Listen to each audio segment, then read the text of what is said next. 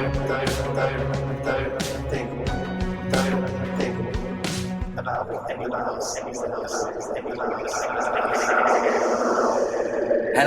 and welcome to Promote the Hell Out of It. My name is Miz, and on the show, I have conversations with people who I think I can learn something from, which obviously leaves it open to covering a whole load of topics, but that's kind of the beauty of it. What I can say is when I set up the podcast, I already knew I wanted to talk to today's guest. It is someone I have looked up to for a long time. I looked up to their hard work, their persistence. They are a musician, a writer, a radio host, a podcast host, and as we talk about on the show itself, has also had a load of other jobs, all because of their love for music. Now, I met him playing in Great Cynics. He has now just released a new record with Dangers of Love. I am chatting to Giles Bidder. And on our conversation, we try to cover as many of his projects as possible, how he set about them, how they started, everything. So hopefully you enjoy listening to the conversation as much as I enjoyed having it. Without any further ado, here is my conversation with Giles Bidder.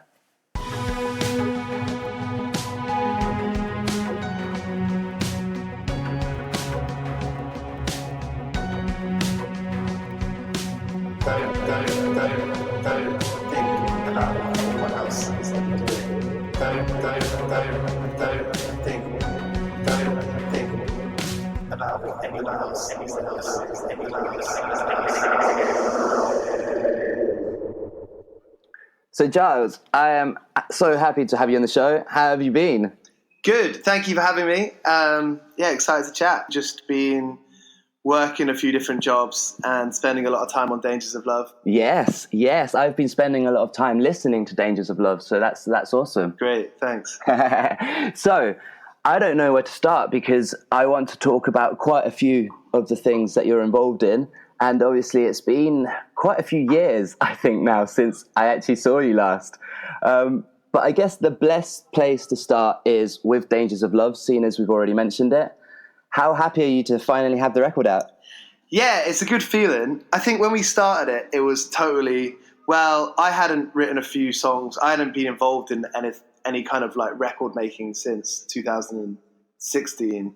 So that was, 2 years feels like a long time Tell me about it. After having done it for ages. So yeah, it was nice. And we recorded it ourselves just in bits and in drabs, basically. I think we recorded it over the space of like 7 months. So it didn't really feel like there was a bit of pressure that I think I was probably putting on us to make it for the songs to be good. But other than that, it was a nice feeling that it wasn't too much of a slog.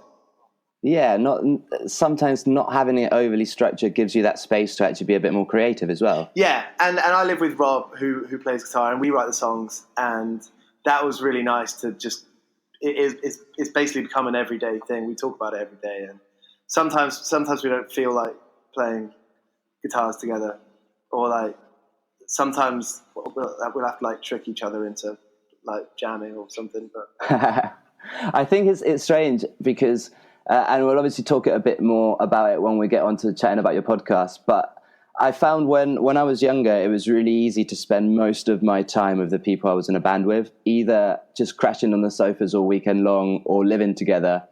But the more I've had to do, the trickier it is to have that connection with band members. Yeah. Because everyone's so busy. People have lives. People have, jobs and partners and dogs. People, when you've got a dog, you have to be home all the time. Matt who plays bass in Dangers of Love has a dog, and love that little pug Vinny, and it's a full-time job, and things like that. Don't get me wrong, like playing a band is great and everything, but you spend so much of your teens and your 20s doing it. Sometimes you just want to do different stuff. I completely get that, and I think there's something about people who hit like close to 30 or plus 30 and are still playing in bands where it's obviously something impacted them about music in a ridiculous way. And I always say to my partner that even though I do have the urge to do other things and obviously enjoy other parts of life, personally, I just can't. The idea of not doing music or not playing a band to me is like crazy. I just can't get around it. Yeah, I feel like for it's quite easy for it to just make you who you are without sounding cringy or lame. And but I feel like doing other stuff gives you inspiration to write more songs, different songs, different lyrics. I mean, when Cynics stopped doing so much stuff, me and Bob and Ollie were sort of just doing some like acoustic songs with like electronic drum beats, and it was I listened to it the other day actually. It's not bad, but it was nice to do something just different and not be, because I like I like kind of all the Great Cynics records, but me too. I think you know that. Thanks. But I definitely feel like the dynamics on sort of a few of the records can be quite not so variable, and I think that's what makes a great record sometimes is having a bunch of different genres on a record. And I completely get you. I think there's both sides. There's bands that sometimes you want to listen to for familiarity. And all credit to those bands. The records are great, but sometimes I find I'm drawn to some records just because they always have like the same tone of voice, and I find that soothing. But the records I generally go back over and over to are ones that are quite varied and where the band progresses quite a lot. Yeah, I think a new one for me is Patience by Mannequin Pussy, and that's got that's going on the list. I haven't heard it. It's got loads of different stuff on it. It's great. And like the Ramones, I've never I've never really actually listened to the Ramones until about a year ago, and listening to some of those albums where they're basically acoustic tracks. They're just pop guitar tracks. It's funny. I think when you look back at some of the greatest like music, the people who made that music did so many different styles and covered so much ground. And I think there is something beautiful about that maybe growing up within the punk community kind of you need to be reminded of a little bit, because a lot of the bands I grew up listening to that were punk bands sounded quite similar all the way through. Yeah, I think the best advice anyone ever really gave me was Lil from Household Name, where he just said, don't think about what anyone else is ever doing, musically speaking, because then you just distract yourself from you, and everyone's different. You can get the same song played by 1,000 different people. It's going to be 1,000 different songs. It's going to sound different each time. So in that respect, it's kind of nice to not put too much thought about it into it.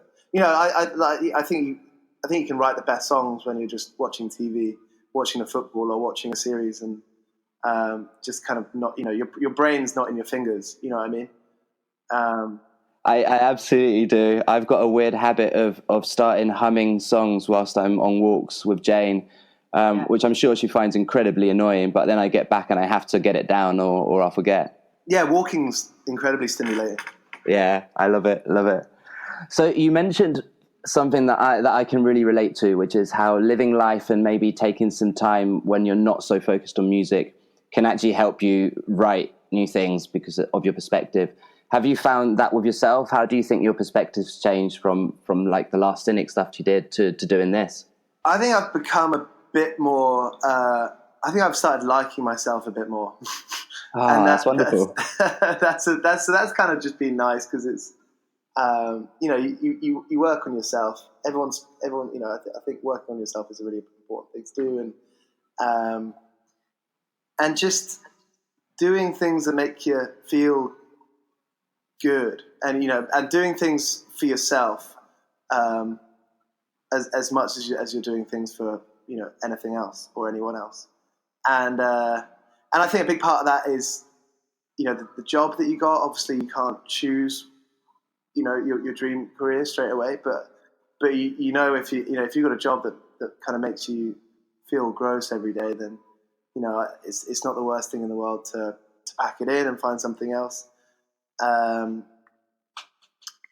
being outside, I used to play loads of sports when I was younger, and I used to be outside all the time. I used to fucking love climbing trees, and at some point I kind of stopped doing that. I was still skateboarding here and there, but I've just started being outside more, started walking a lot more. Me and Rob from Dangers of Love, we swim occasionally, although I've been lazy about it recently. But yeah, just enjoying your time on Earth, being kind, making a bit of money. Yeah. No, I think it's important because I came out of having some time not so focused on music pretty much with a lot of the same things that you just mentioned. In fact, one of the first songs I wrote, the opening line was Feeling Proud for the first time. Yeah. Because I think it's very easy to be stuck in habits of being so focused on your music that you actually I at least started putting myself down, because you're constantly trying to compete against what you've just done. You're constantly trying to compete against every other record you hear that comes out, and you feel absolutely shit when you see your friends making music or doing well and you're not. And I got to that point and went, right, there's something about what I'm doing that isn't right. Sure. I think it's an easy spot to be in. I mean, social media is pretty gross. I mean, you virtually, whether you know it or not, you're somewhat kind of comparing yourself or thinking I should have been this or that. And you know, obviously people got that before social media, but it's a similar thought of being, you know, like, oh, I made that decision 5 years ago that really set me on a particular path, and now I'm unhappy about that path, and fuck, I wish I'd have done something different. But you can't live like that. You gotta, you know, if you're still regretting that, if you're still thinking about it, then you're still making the same mistake. Exactly. Yeah. That's so true. I had someone on the podcast who's like a business coach. She's absolutely wonderful, Emma Jackson, and we talked a bit about the being outside and how helpful that is as well. And obviously, a lot of the time that I spent away from music was when I was traveling Asia, and we spent most of that outdoors. And as you mentioned, what that does for like literally thinking about your life and putting things into perspective is ridiculous. Yeah, just finding ways to have fun. I've started reading a bit more recently. I'm going through a stage of reading a lot of kind of like rock autobiographies whilst listening to the record. I started with Marky Smith, which is pretty great. It made me. I've in the past I've kind of I'm naturally kind of like a doer, the emailer. So, and generally, you know, in groups or bands, you know, a lot of that stuff usually falls on one head. And reading the Marky Smith book made me feel like less of a dickhead. So that was good. Tim Burgess's book from Charlatans, that was a real highlight. I'm reading the Velvet Underground book at the moment, which is great. Oh yeah, I've got that and haven't started reading it yet, so I do need to start it. It's quite funny. It's quite like like the voice you read it in your head. Like, you know, every book has a different voice in your own head. Obviously, Harry Potter has Stephen Fry. But I started reading the Elvis Costello one. Okay. And swear to God, I couldn't get rid of it. It was like that guy in the corner of a pub who's just there day and night, telling you, droning on with these stories. And I got through a few chapters, and I was like, I'm gonna have to put this down. And I love it. I love his records, but the voice he gave me in his book was kind of was dreary. I can imagine that. Yeah. The Velvet Underground one is quite like, well, you know, this and that, and, you know, kind of like assuring, but, you know, assured rather, but like stoned. Yeah, I get you. So one of the things you mentioned that I can really relate to is being the person that's the doer. And you mentioned that the book made you feel like a bit less of a dick. Can you maybe expand on that a bit? Because that's something that I've definitely noticed before. I feel like such a pest, like emailing people being like, when are we practicing? You haven't replied. Yeah, for real. I mean, I think it gets to, I think being a little bit ruthless, like, is not a bad thing.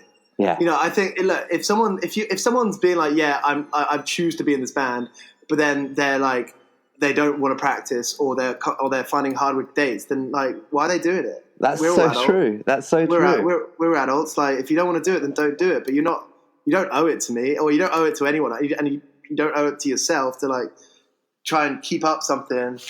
You know, and I appreciate it. Look, it's not as easy as it sounds as it is when you say it. But it's like, look, if you're doing something and it's not like, it's coming into arrears, then it's or social difficulty, like maybe it's not the one. That's the thing. And it's difficult because there's obviously always two sides.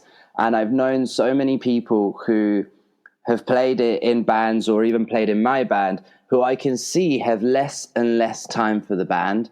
But obviously they're still really attached to this project that they've put so much time into. So maybe they don't feel like they want to not do it anymore. And it starts becoming this battle of like, do you do less and then the people who are pushing it like lose out for the sake of the people who can't put as much effort in, or do you be ruthless as you mentioned? And obviously there's so many feelings involved that it starts getting quite personal with friends that you've got big attachments with. Yeah, I think like it just comes down to being a grown up for me. And and the more you talk about it, the more of a haze it gets, and it's just like, well, this is fucking pointless. You got better things to do than get into some kind of weird thinking. Oh, have I pissed that person off? Or like, oh, that person's pissed me off. Like, honesty is the best policy. Yeah. And I think that's a big part of being an adult. And like, look, if someone's going to get pissed off over a little detail, then like whatever. I think the other thing is that like a lot of the bands we're talking about, we started when we were quite young, and you don't have the foresight of having a conversation about how things are going to work out or what you're going to be doing. While starting a band now is so different because all these things are issue and you talk about them like right at the start. Yeah, I think communication is key, even when it's hard. Talking's it's not always easy, but it definitely is the most productive. I think so. So is there a point in your life, considering the fact that you've just started like releasing another record and doing more music, is there a point when you went, you know what, music is what I want to do? Can you actually pinpoint it to something in particular? I was kind of thinking this yesterday because I was like, well, like, I finished school at 18. I moved down to Brighton to do this journalism qualification called an NCTJ, and I lived down there for like 4 months before coming back to London to do some. I basically lived at my dad's house and interned, and then kind of moved into some flats with some friends.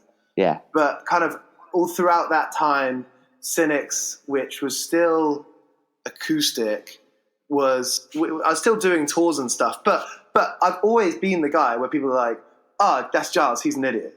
Like I was always the guy turning up shows being like, oh, people love to tell me how I was the guy who would turn up to the show and announce that I'm playing. Like, that's not always true. Like, that happened like once or twice that for some reason the promoter was like, oh, you can play a quick set if you want. There's a guitar you can borrow and a capper. And I was like, okay, great. And people love to have that story like, oh, Giles, he was just a young guy, just an idiot, So as much as I like those people, as much as I know it's not that true, it also didn't really bother me either. Yeah. Because I was like, well, okay, you can think what you wanna think, but I know what I like doing. So if that's part and parcel with it, then whatever. So given that kind of background, where the reality of it is that I had respect for myself in terms of songwriting. I didn't have respect for myself in terms of like real organizational planning for the future. I get you, yeah. It was always like, well, you get what you're given and then be happy for it. And so that was always my take on it. So I never really had a moment that was like, okay, this is what I do now. And when there was a sniff of that, it would always be it would be like, oh, here's a 3-week long tour. So then I would have to quit the job that I was doing then, whether it was building fences or being a Chinese delivery driver, and then just be like, okay, this is me now. And then you get, it's pretty jarring when that tour finishes and you're back home and you're like, oh, so that wasn't like a real job. It's not constant. It's not a constant thing that's just changed overnight for forevermore. It's just those 3 weeks. Yeah, for real. Yeah, and that's pretty tough. We were never very good at planning, so we just kind of did whatever was happening at the time. Well, that's one of the things that I started realizing is the work I was doing at the time, and I was doing it like just not on contract or anything, just what I could find off the internet, but I was doing loads of brand ambassador and event management work, which I'd got into just from putting club nights on and then wording my CV correctly, pretty much. Let's not say lying on my CV, just wording it correctly. But by that point, I started realizing that if I started putting that knowledge of actually planning an event into my tours, I'd get a lot more done. So there's a lot that goes into a band, which for me is never offset, because I enjoy those 30 minutes of being on stage so much, and I enjoy making music so much. But there is a lot of stuff that goes into it that is pretty tough to deal with sometimes. Yeah, I've always liked being on my emails. I've always liked reaching out to people and trying to make things happen. And I've only really recently realized that I could put that into work that pays. Yeah. So I'm enjoying that. That's great. What made you realize? What was the point? Did someone else tell you, or was it just kind of like a moment of insight of like, oh? I think a big part of it was looking back and actually being like, oh, I didn't realize it at the time, but Great Cynics did some really cool stuff, and that was something that started from nothing. Yeah. And it started from two people being like, oh, Giles is an idiot, he can play an Ergs cover. And so, those, we weren't fucking Tom York, we weren't Radiohead, but we were something. Hey, you were for me. I'm sure I've listened to Great Cynics more than I've listened to Radiohead. That's it. Well, at least willingly. That's it. Like, I'm sure. And that's another thing, actually. There was this one time I was on the train. I was getting the tube back from a modern baseball show, and I was chatting to this person who was like, I don't know how we got onto it. I hate to think of the idea that I would introduce myself from band name. But she was like, oh, that song really helped me get through a breakup of 7 years. And I was like, oh, that's, I don't know what the fuck was wrong with me, but I felt like embarrassed for myself or something, or embarrassed for her or something. Like, it goes back to just not having respect for yourself. I think no one who creates is gonna think they're fucking awesome all the time. That's the thing. And there's two sides of it. There's having that self-respect, but there's also the humility. But like, we sometimes hide behind humility because of a lack of self-respect, if that makes any sense. It's easy to think, oh no, I'm being humble, so I feel ashamed of this conversation coming up. But there's ways of dealing it with that situation in a humble way whilst showing that you respect yourself. Yeah, and that humility, like being on the stage and like saying what you like, talking about your own love life or your own thoughts down a microphone is a fucking crazy thing to do. Like I'm a fairly normal person, and I don't think that's a normal thing to do. Absolutely. I'm not sure if you've ever had the chance of watching Christian Drake, but every time I watch them perform, I'm in awe, because I know how difficult it is for them to get up and do that. And there's no music to hide behind. And I know that, like, I've dipped my toes into spoken word and it's so difficult. But what it takes to go up there and with no music say the poetry that she is doing is absolutely like awe-inspiring. And we do need to respect how difficult it is for people to get up on stage, and especially when they're doing songs that are from the heart and honest, how difficult that is to do. Yeah, I think like the idea of punk rock to me is kind of become like rock and roll. There's a quote from that Velvet Underground book that I was talking about, that someone said rock and roll is when you go to a show and you forget where you are. and that's what excites me now. Yeah. Whether it's spoken word, whether it's poetry, and sorry, I have seen Christiane Drake, and she made me feel that way. Yeah. Yes. And she, some of her lines, I was like, shit, and quite often, I kind of always used to think that you could tell whether you like a band or not, whether your feet hurt or your legs hurt whilst watching them, because you're like, you feel heavy. Whereas if you're doing something that you're like, fuck yeah, this is making me feel great. Like, this is awesome. Like you feel feather light, and it elevates you, definitely. You forget where you are, and so that's something that I'm trying to do. And actually, do you know what? I think it's come to me and Rob and Matt and Joe with this Dangers of Love thing, where it's like, oh, this is actually like fun. And we played a show in Bristol the other day that was just great fun, and it felt like we were like a rock and roll band. It was cool, and like, I love dancing. I'm a bad dancer, and I have the ability to sing or shout fairly loudly, and so put those together and a kind of cool lick, man, or a cool chord progression. It can be fun, and you can jump around and fuck it. You know what I mean? That's the thing. It should be fun. And if you don't want to be there, you can fuck off. If you want to chat shit on it, you can fuck off. For sure. And that's fine. And I'm not thinking about that negative stuff. But you also know who you are. It's an identity of having fun and being like, like, the world's kind of fucked and a lot of people are kind of fucked. But try and surround yourself with good people and have fun. And that's so important. You supported Koji and Nervous and Fresh, didn't you? Yeah.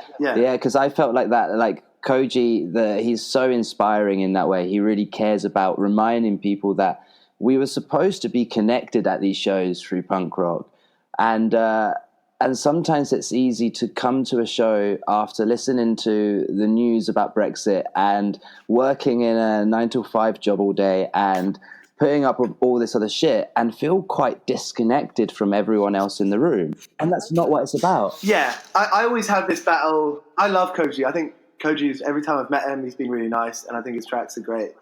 There's always a kind of thing that I think about where we're talking about how we should be nice to each other, and we're talking about how racism is real, for one, and there are so many bad things ingrained in our society that I don't think are going to leave anytime soon. Carbon footprint is an awful one, and I have that where I'll be at a show and it's like, yeah, but we're pressing records on petroleum, and we're using fossil fuels to get around, and we're flying on planes, and that's fucking bad. We're using plastic, and I do think that being happy and dandy all the time isn't reality. And that is something that I think about a lot. Pressing vinyl is not healthy for the environment, and neither's fucking getting planes and trains and automobiles anymore. Yeah, being in the car all the time, and I think that is a really important conversation that needs to be had within the punk community.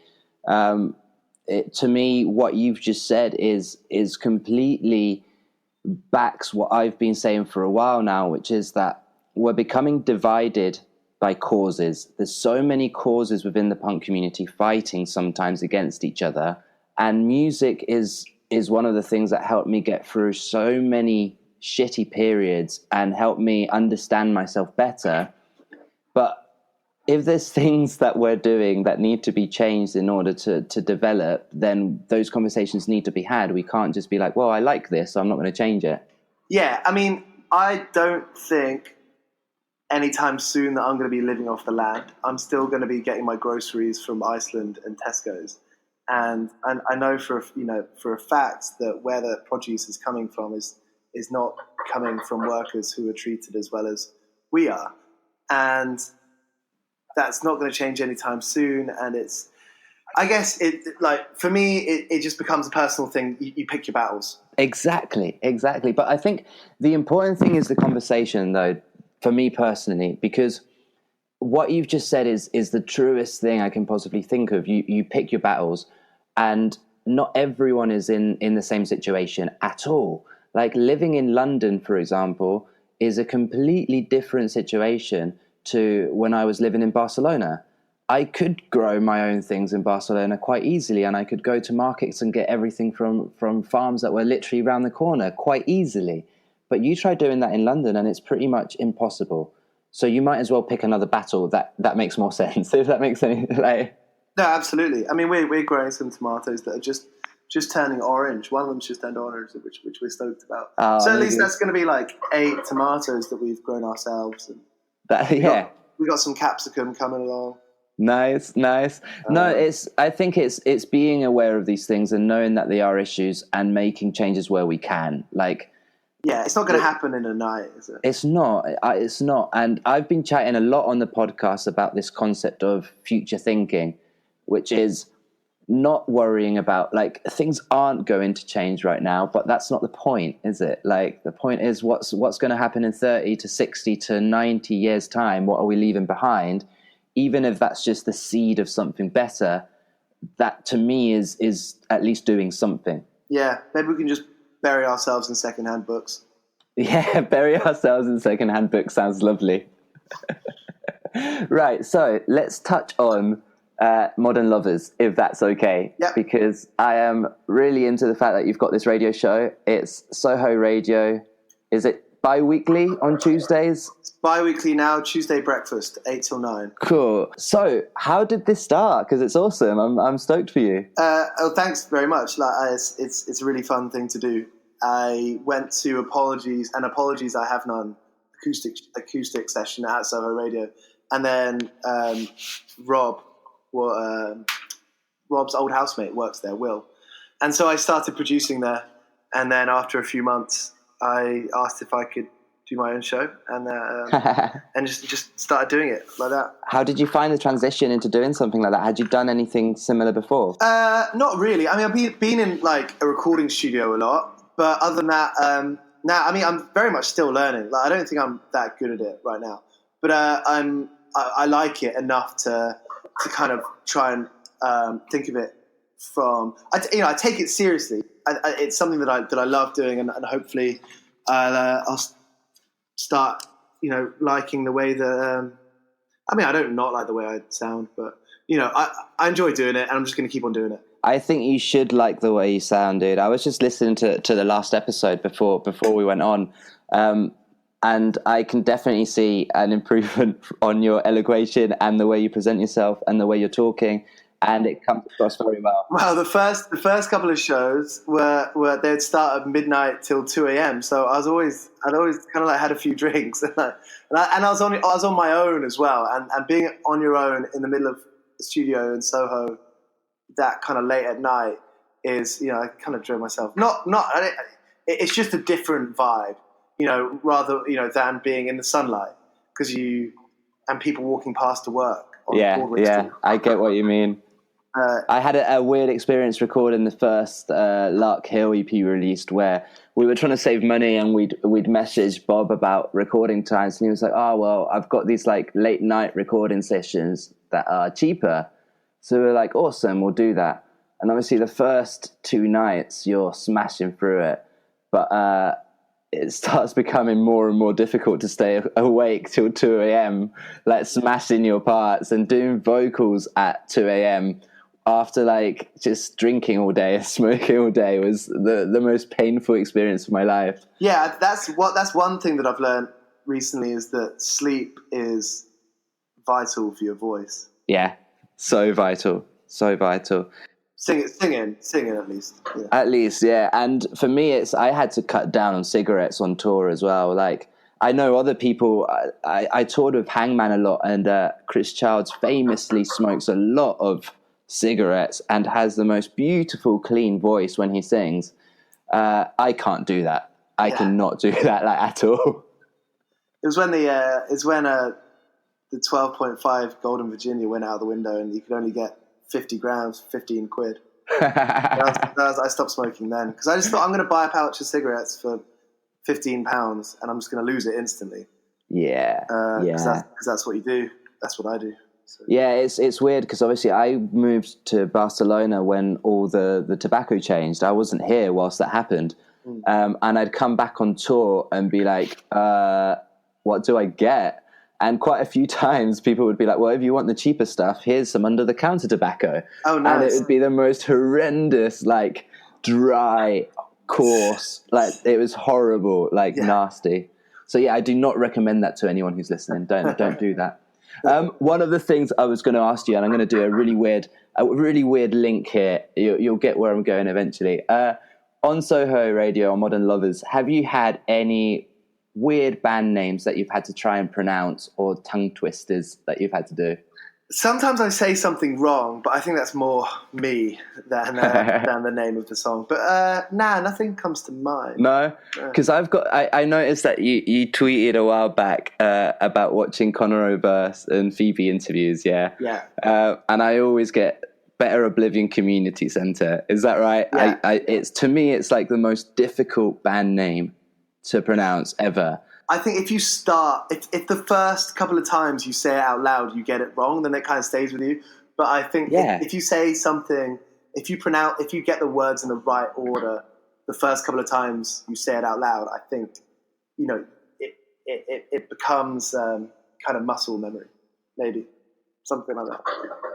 I'm not a scientist. I went down a bit of a rabbit hole whilst thinking about this earlier, and I found some of the weirdest band names that I could, and they might be bands that you know of, but one of the funniest I found was Acid Mother's Temple and the Melting Paradiso UFO, which is a big tongue twister.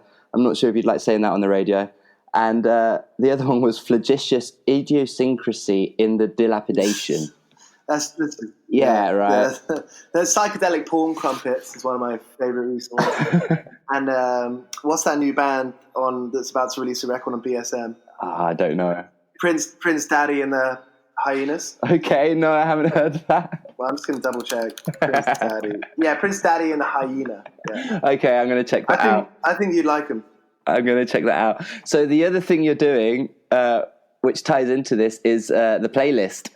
Is it the iNewspaper? Yeah. Yeah. How did that come about? Because that's awesome. I was at uni. Well, I've been doing it for ages. I've been doing it since my first semester of uni in 2000. Wow. I didn't even realize it was that long. 2013.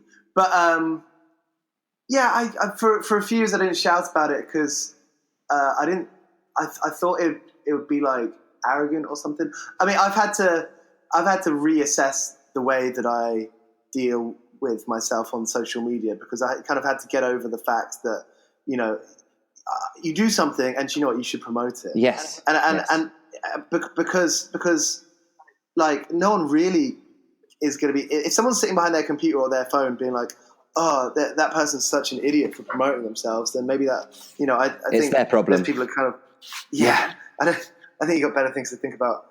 And, if you enjoy doing something and you want to continue doing it and make that bigger and give yourself, a longer stretch of road in that direction, then, I think you can totally. And one thing that I kind of also realized is that you can promote yourself in your own tone of voice. Yes. I always found in Great Cynics, I found it really hard to write Facebook statuses because I kind of feel like I was writing for all of us. And I felt that really difficult. It was a lot of pressure. Yeah. You know what I mean? Because, I literally write the most simple sentence and then be like, oh, I sound like an idiot. So I kind of had to always, I was pressing backspace and rewriting all the time. Whereas I realized that, if you don't think so much about it, you're speaking in your true voice in the way that you speak to anyone. And I think that is, you kind of, somehow you've got to kind of slightly remove yourself from the idea of how many people online it's going to show up for. And you've just got to say, this is what I do. And this is the latest part of it. And this is it. It's really, really important. Yeah. But I got that column kind of funnily enough. We had a presentation and I fell into like, a crew of people, maybe just 3 or 4 others in my class, and they were kind of funny. One of the guys actually that I was friends with was written about by The Guardian 15 years ago as a child prodigy of because he'd created a website that was making money or something. But he's a really nice guy. I think he's working for Time Out now. But we were supposed to do a presentation on our favorite journalists. So everyone in our class was doing, war journalists from the Iraq War and kind of these really kind of big, well-known BBC correspondents. And we went for Linda.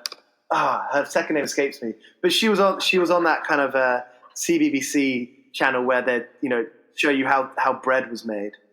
And so we did a whole presentation on like a children's presenter, and Oliver Duff was there to judge it, give us our grades, and he's the editor of the Eye. And I just I kind of walked up to him straight afterwards and kind of outstretched my hand, was like, Giles Bidder, I said, introduced myself, and I said, look, if there's any opportunities I could come in for work experience. So that happened.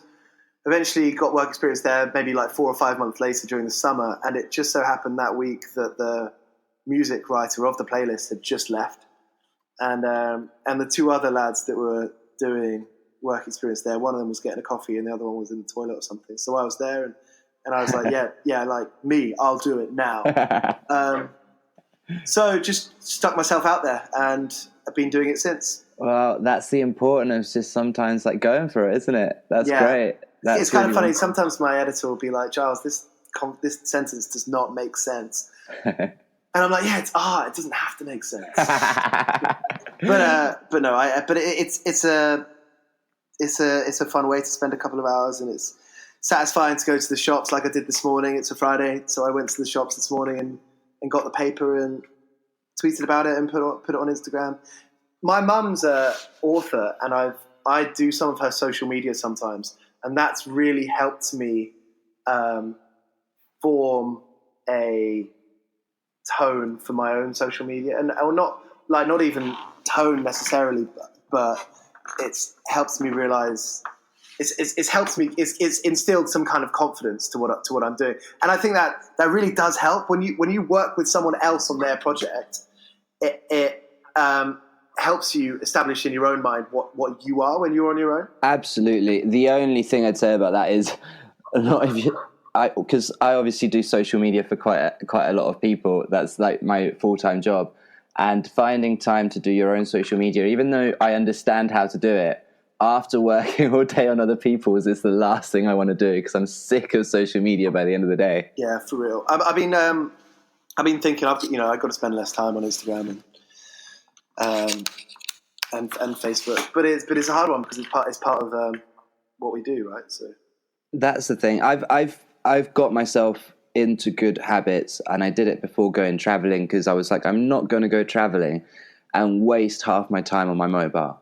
So I need to break some of these habits. And what I did was just, because I've got to work on it, so my work time's fine. And then what I did was just turn it into airplane mode and just use it as a camera when I was out and about. And then I'd give myself like 15-minute slots to check it, like when we were sat down and stuff. But my main problem is like, because I'm with Jane, obviously. And when I realized that we're both on our mobiles, I'm like, this is fucking shit. What are we doing? Yeah. Like, we're not chatting. So yeah, it's building some good habits, and it's got to be a balance, because it is also so useful for what we do. That's part of having a job in media and other industries, that you got to be, if you want to succeed, if you want to do well in what you're doing, then sometimes in particular jobs, you have to be switched on the whole time. You've got to have to answer emails at 2 a.m. and you have to be checking stuff. Well, I would say to you that I'd recommend reading the Tim Ferriss 4-Hour Workweek. Okay. If you get the chance, because there are some really good automation tools you can put in, so that when you've got the emails coming out, they're getting a reply straight away that says, I reply to emails in these time brackets and I will get back to you straight away. You can put like things in place so that you can still be maximum effectiveness, but not spending as like much physical time on it, if that makes any sense. I'll send you a link, because it's one of the books that has most changed my life. And I know that sounds dramatic, but I'm talking about reading it and in 3 months packing up our stuff and going traveling. And yeah, it was like pretty ridiculous, like really helped. Nice. There's 2 more things I wanted to chat with you. about. And the first is to fact check something. And it's something someone told me, and I'm not going to say who it is because I'm chatting to them on the podcast in a couple of weeks, and I'm sure they'll be embarrassed if it wasn't quite accurate. It's something someone told me the first time I met you and watched Great Cynics. And it correlates well with the story you were telling me, how everyone's like, oh, Giles is an idiot, turned up without a guitar, all that kind of thing. So the first thing I heard about you, which I found absolutely wonderful, was that you were famous for playing in toilets when other bands would be playing. And that happened once at punk rock bowling. Okay. So it was great. So it was great. It happened just once. Okay, I did wonder about that because I did have this image of you of just turning up to like every single gig, paying for tickets, going into the toilets and playing your guitar. And I thought that was the most punk rock thing ever. That's quite a good idea. It is. You know Scroobius Pip? Yeah. You used to just go, he said to himself, I'm going to spend a year on music, and if I don't like actually get a record deal at the end of the year, and that's what he set himself was a record deal, I quit forever and I will go and get a proper job. I don't really like that mindset, but that's what he said to himself. So what he did was he'd go to the queues of other gigs and just literally put his music on and just start beatboxing at them and like making music and making rhymes. That's funny. And I thought it was wonderful because it's that mentality of being willing to kind of embarrass yourself a bit, but still it makes sense in the long run. Yeah. I feel like growing up, going to gigs at the Underworld and the Astoria and the Mean Fiddler, RIP, both those amazing places, there'd always be some action in the queue. That was nice. So the last thing that I want to touch on, because it ties in perfectly with the podcast, is your podcast, which I've enjoyed listening to a lot. 101 part-time jobs. So I guess two questions for that. One, what inspired you to actually start that yourself? Well, first of all, thanks for saying that.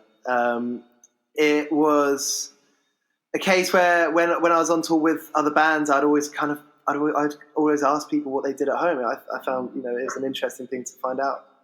Yeah, it is. And I mean, music doesn't, or it's not even music. Art, being an illustrator, being an artist, being a comedian, trying to create your own thing.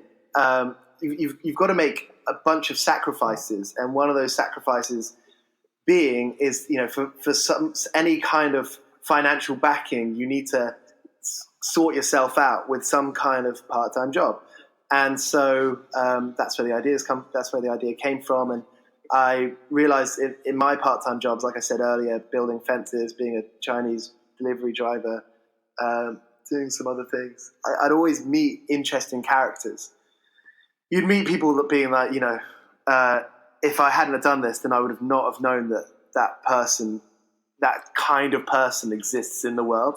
And I found that was a really nice thing to learn about. I find people interesting. Yeah, I still remember watching Cynics play. I think it was a Banquet Records show, and you mentioned you were a Chinese delivery driver. And for me, because I was homeless at the time and doing a very similar kind of job, it was like the greatest moment. It was like, yes, I'm not on my own. Yeah. Well, I think people think it's maybe unprofessional to talk about their side hustles. But that's what they are. They're side hustles because you're creating something that is valuable. And it is. Art is valuable, and we need people to not be embarrassed about talking about these side hustles. Yeah. I mean, I don't think we're gonna change that. Like, we're not going to create some kind of tectonic shift of people, trying to just put the face of their creativity, first. Yeah. But you've got to do a bunch of different shit to get where you want to be. It's true. It's true. The stories in the journey. Sometimes for me. Sometimes. So you've had a lot of awesome guests. I think obviously Keith from The Office was one of my favorites, and Paul Smith from Maximum Park. I really enjoyed that as well. But is there a story or something that's come up on the podcast that's been the most memorable for you, so that you can give any listeners like a hint, and hopefully they will come and listen to all the episodes? I met Keith from the office on a bus from Peckham coming back to Deptford. No way. Yeah. And it was one of those things where we recognize someone famous, be like, where do I know him? You know, like, was he at my last work? Did I go to school with him? I didn't think I went to school with Keith, but I was like, who is that guy? And I was like, yes, it's Keith. And I loved the way that he was, you know, he was on the dole for a few years and would and now does DJ sets. This is why I wanted you to explain something, because I think anyone that listens to this will now be wanting to put Keith as a DJ. Well, I am so glad I reached out and asked you for help to be on this podcast, because I've had such a wonderful chat, Giles. I've really enjoyed it.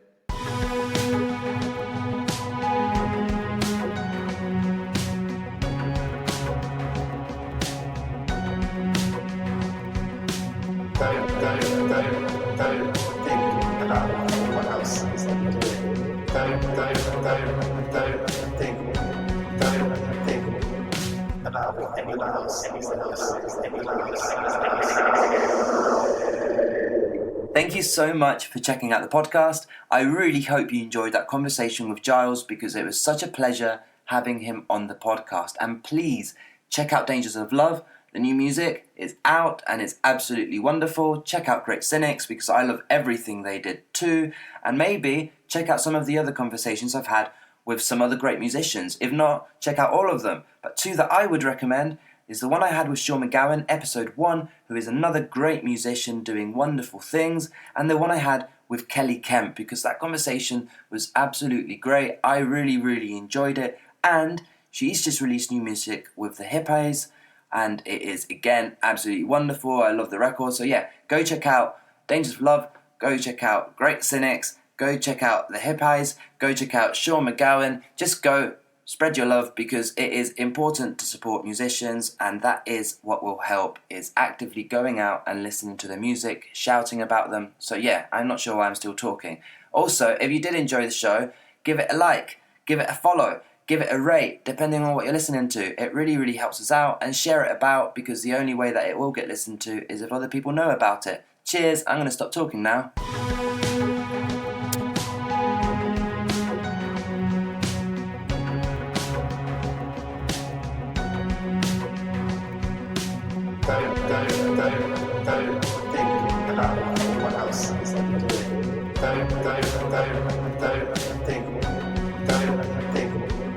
About anyone else.